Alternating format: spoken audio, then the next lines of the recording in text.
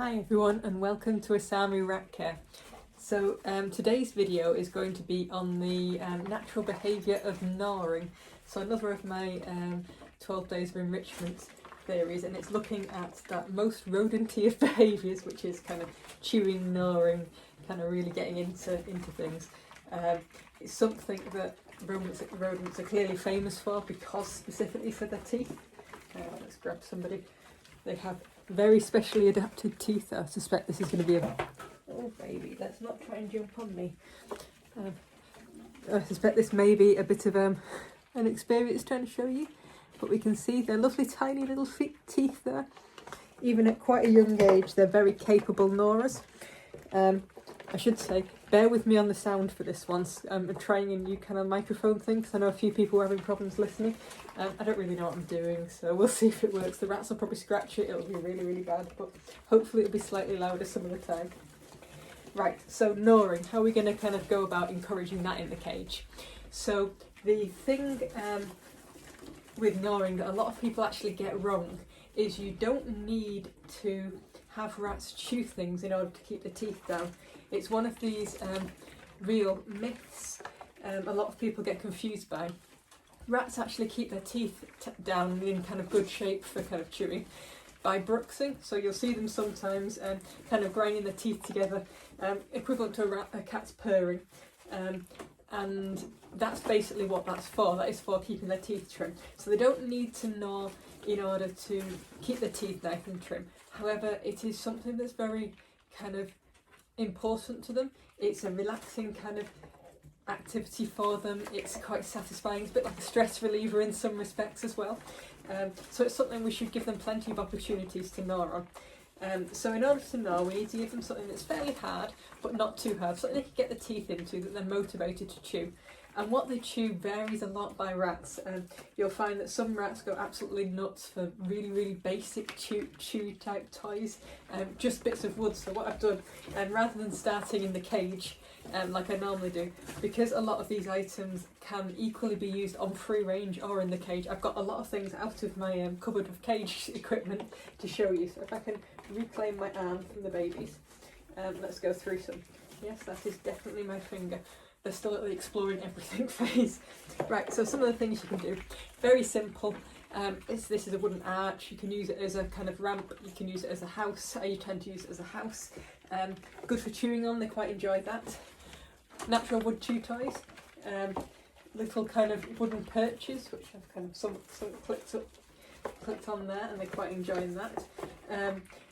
Wood generally goes down quite well. I would say with this kind of thing, which is dyed wood, do watch it, because they have a habit of weeing on it, and then the chewed off shards kind of get, the dye comes out of them and gets on the rats, so you can end up with kind of blue rats or kind of red rats. It's quite bad when it's red, you think somebody's bleeding. Green, I've had green stained rats at times too. So the brightly coloured parrot toys are really good fun for them, but they do have the downsides in terms of the dye. But they're generally pet safe dyes, so you don't have to worry about them ingesting them as such. It's just going to be interesting when you have multicoloured rats, particularly when you show. But that always surprises the judges for you. So wood's quite good from that perspective. One thing that's quite popular with my lots here is just, it's a little toy that one of my friends made, the lady that runs Orchard Rats in the UK, which is just lots of little small wooden discs.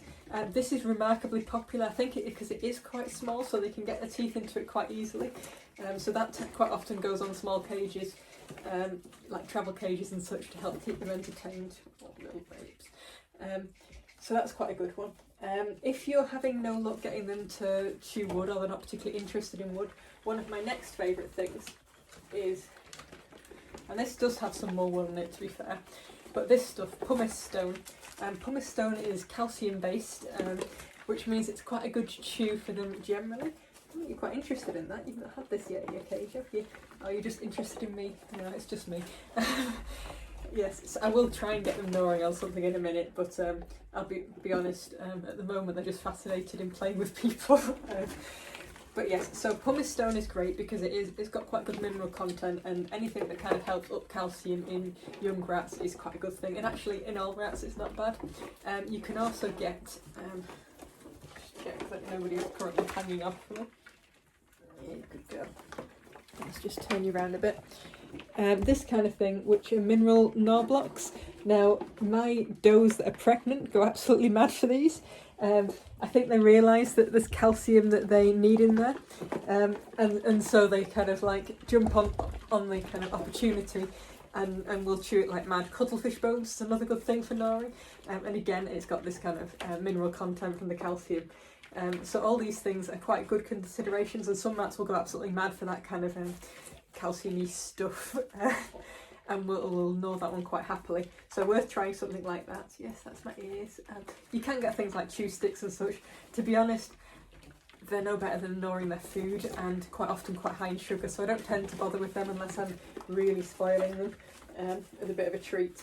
But it's pretty rare, because actually, if you're talking about kind of edible food related treats for gnawing, there are far better options. So let me grab them. The babies will have never seen either of these two options, so we'll see what they make of them.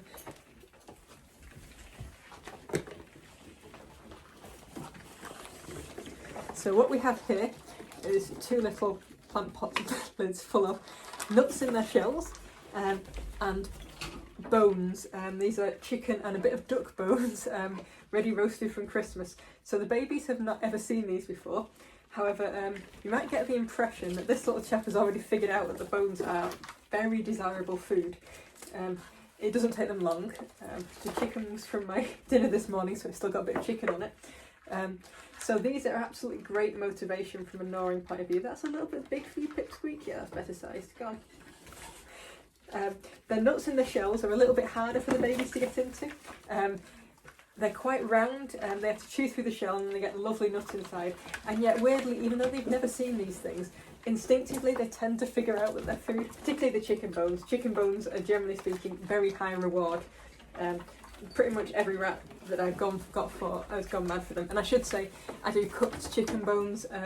I generally go for cooked bones because unless I know that the meat is specifically safe for humans raw.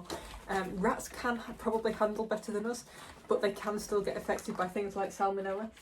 So you have to be a little bit careful. So cooked bones are good. And now some of you will worry about cooked chicken bones because you shouldn't feed them to dogs because they'll splinter. Now, it's not the same issue with rats. Let's move this around so you can see a little bit more of what they're up to. At the moment, there's just a massive fight going over who gets to eat the bones. This is quite normal when bones are involved. Yes, so you don't have to worry about chicken or duck bones or etc.